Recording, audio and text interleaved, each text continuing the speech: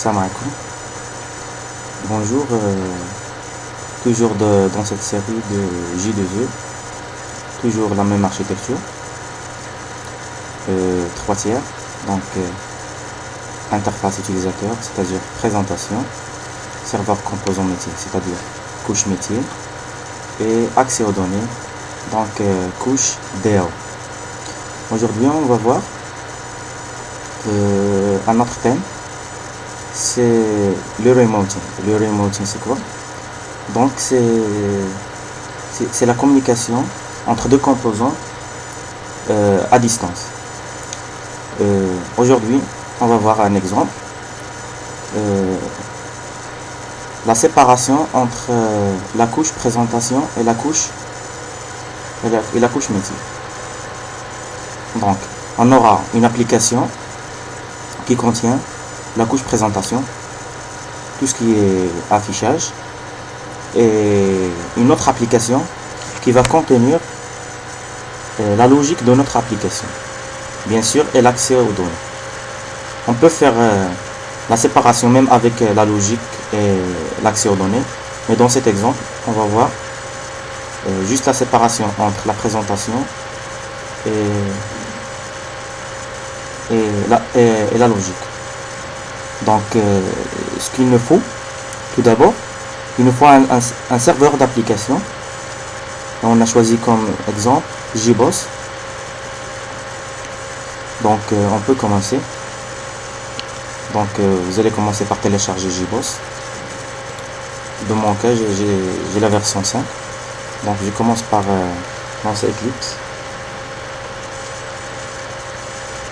Donc, je crée un nouveau workspace,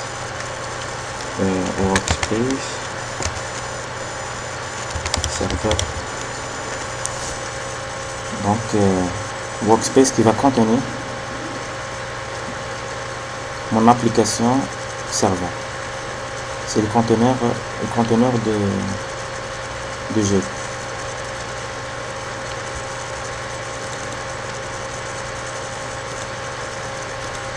Donc, comme d'habitude, je commence par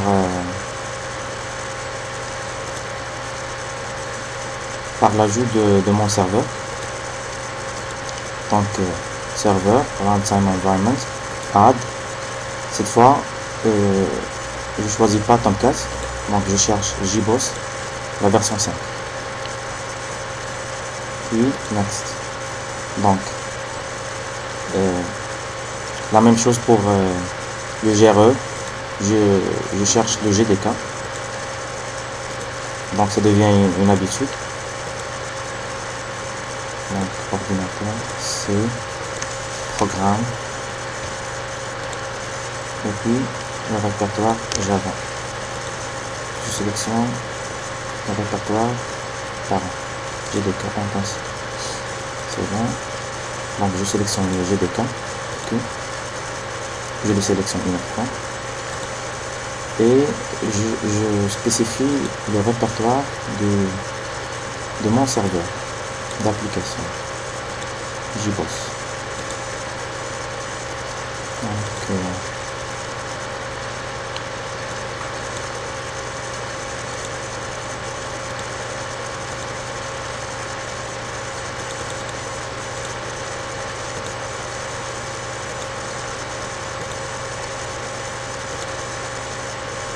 c'est bon.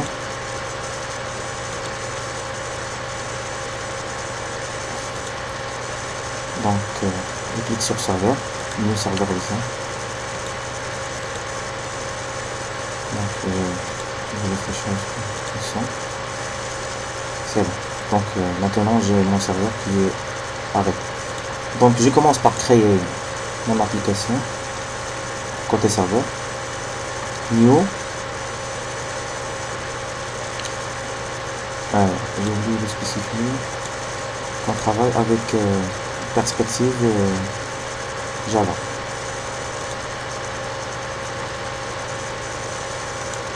Donc, new.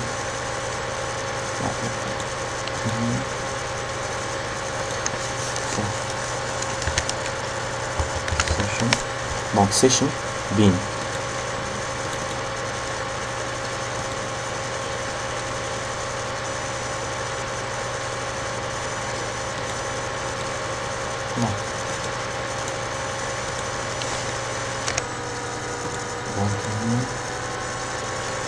EGB Project. On crée un projet EGB. C'est bon.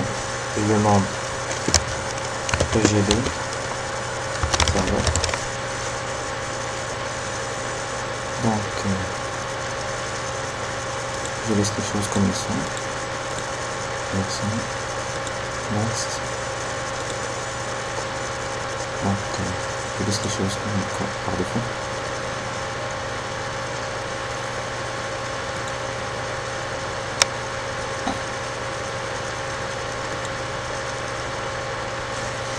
Donc, comme on a vu dans le schéma, la partie serveur va contenir la partie métier.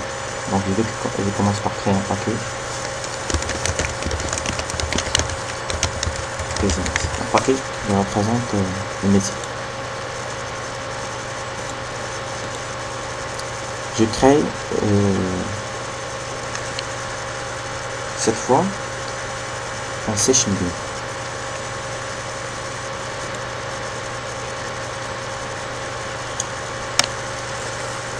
Donc, un session bin, il va me créer automatiquement une interface et la classe qu'on doit implémenter.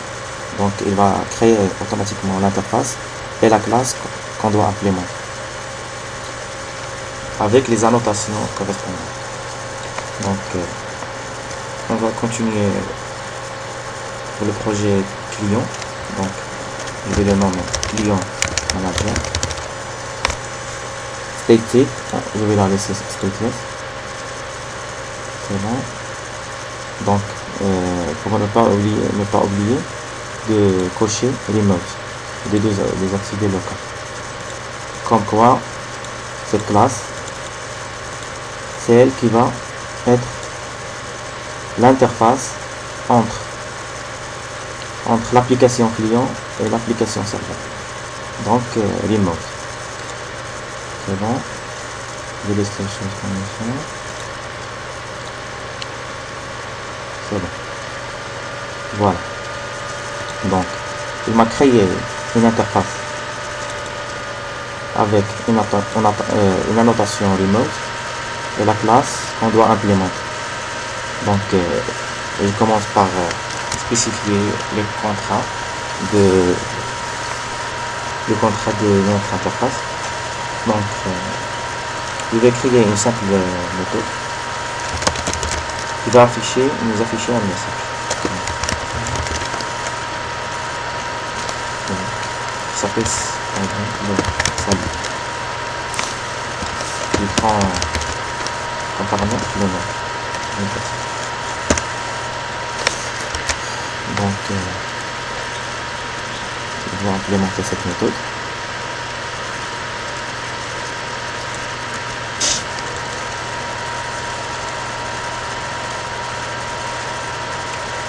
Donc, je vais afficher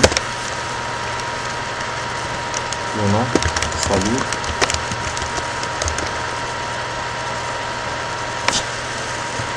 On va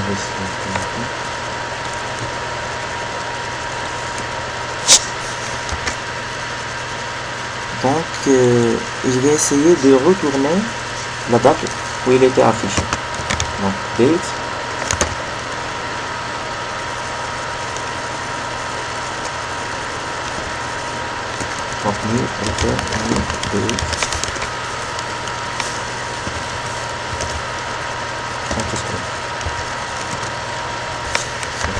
Donc, je pense que c'est tout ce qu'il y a dans cette classe. Et c'est la même chose pour Client Manager. Donc, au niveau serveur, on a terminé. Donc, on va voir la configuration côté client. Donc, je vais essayer tout d'abord de lancer le serveur. Avant de lancer le serveur, je vais chercher JBoss dans le répertoire bin. Il y a un fichier run.bat. Je vais le lancer. C'est là. Donc on passe, je vais créer un autre workspace, on passe côté client, donc workspace client, ok. On va vérifier donc le serveur est bien lancé. En attendant le lancement de Eclipse, je vais lancer l'application serveur. Donc run as serveur. Next.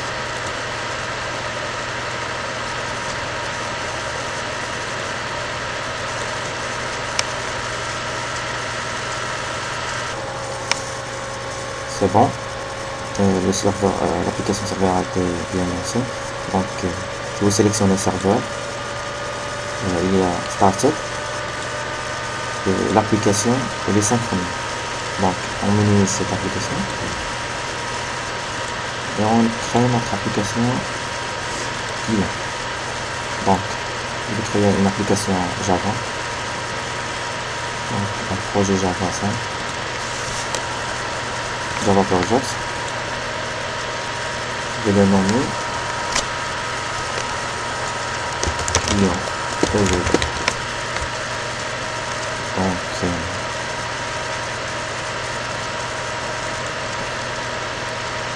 finish.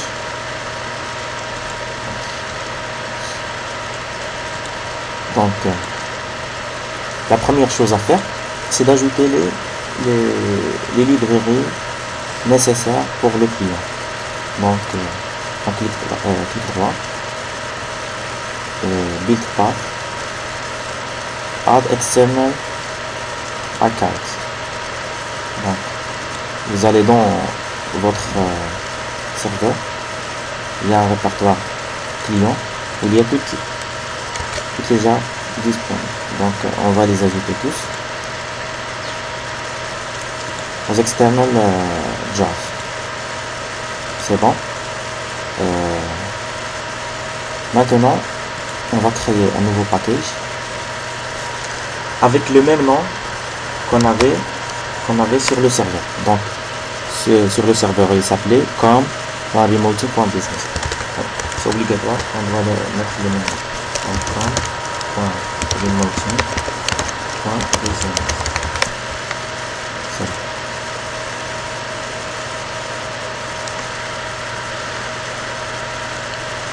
Qu'est-ce qu'on va mettre dans business? On va copier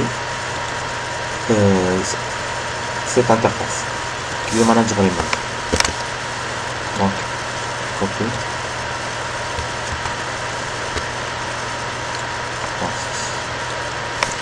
sans oublier bien sûr d'enlever la notation.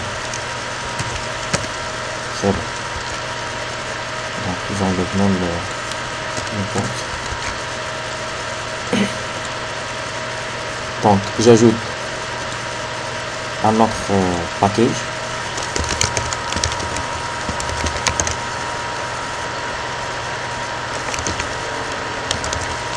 qui va contenir notre classe principale qui va lancer l'application. Donc je vais l'appeler main et je vais ajouter la fonction là.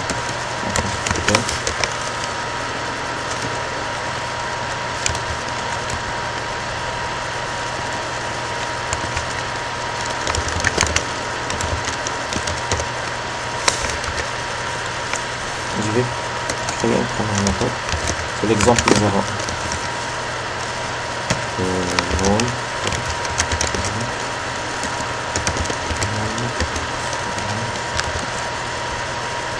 Je vais appeler dans le constructeur. Bon. Il reste juste une petite chose. Il faut ajouter un fichier qui se trouve dans Resource, qui s'appelle GNPI Property. Donc on le copie dans le répertoire source. contrast. Donc qu'est-ce qui contient ce fichier? Donc juste une configuration, puis le lien de la machine, donc le protocole GMP, puis on spécifie qu'on va travailler en local avec le protocole du serveur. Donc c'est 10.99. Donc qu'est-ce qui reste maintenant? Donc il suffit maintenant d'appeler la méthode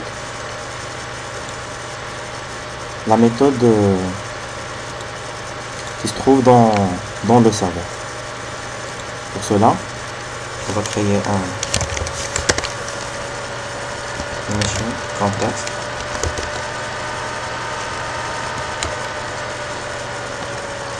Je vais faire un try catch avant de faire un try catch. Donc je vais essayer de faire mieux.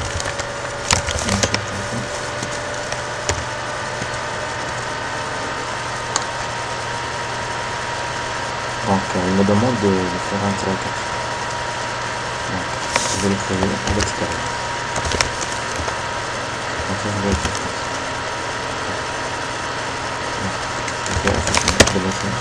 S'il y a des erreurs,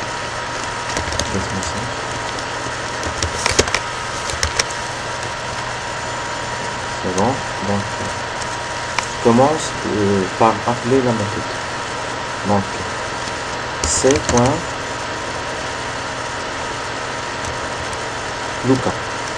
Donc il va chercher quelle classe dans le serveur. Il va revenir dans le projet. Donc il va chercher la classe qui est implémentée. Donc il s'appelle client manager. Donc client manager / remote.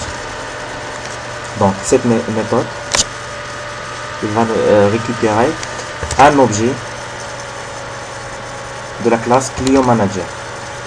Donc on doit le mettre dans un objet. Donc on va créer un objet ici. Client manager, on va utiliser l'interface manager pour pouvoir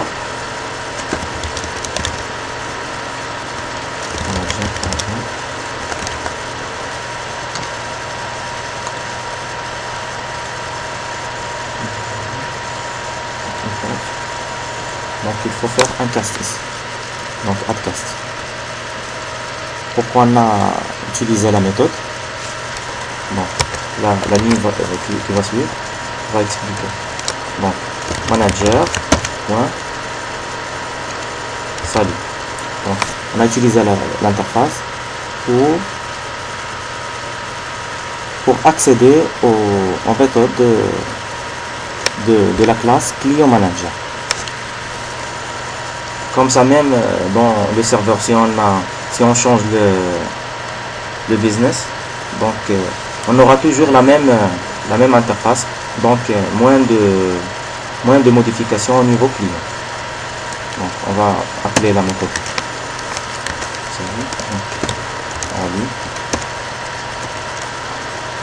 Mais cette méthode, il va retourner une date sous forme de champ. Donc je vais essayer de l'afficher ici. Donc manager salut. Je vais faire un autre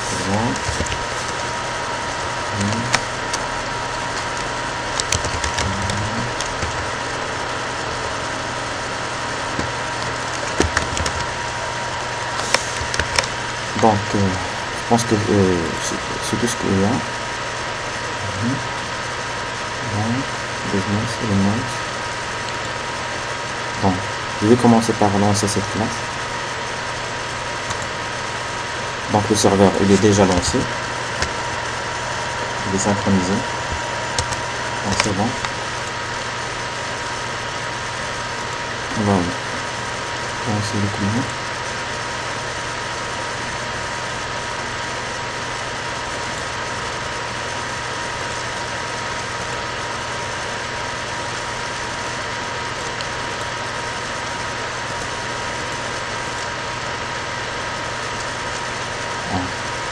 Il me dit que le client manager not bound, c'est-à-dire il n'est pas lié avec le serveur. on va faire un test dans le serveur pour savoir si la méthode a été bien lancée tout d'abord. Client manager. Donc, je vais faire juste un affichage sur le constructeur. Donc, client manager.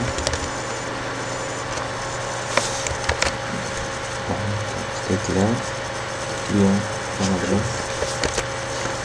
Je vais recopier le nom pour savoir si c'est correct. Copier.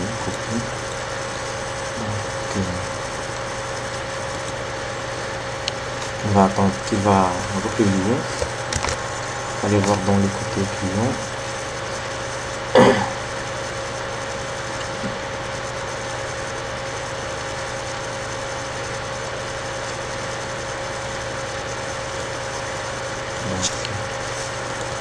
Je vais coller ici.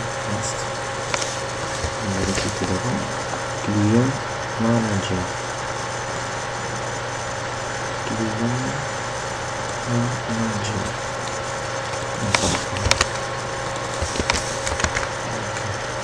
Est-ce que le serveur a été bien lancé? Donc, serveur, ça commence, c'est bon. Donc, il est relancé dans l'application. Il y a une application.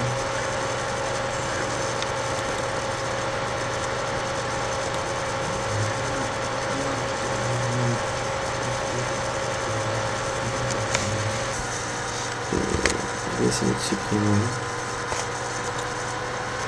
le serveur carrément.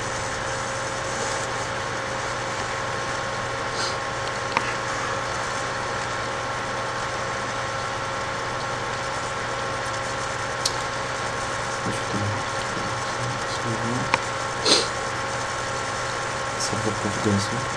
Ouais.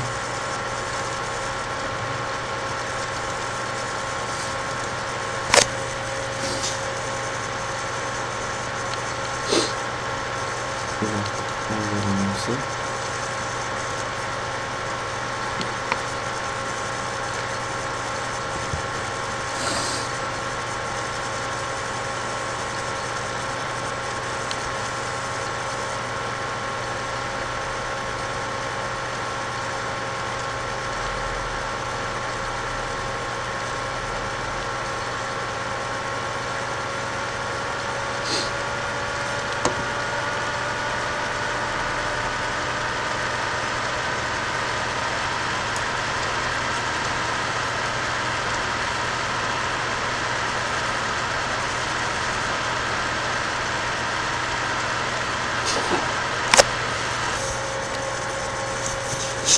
C'est bon, le serveur a été bien lancé.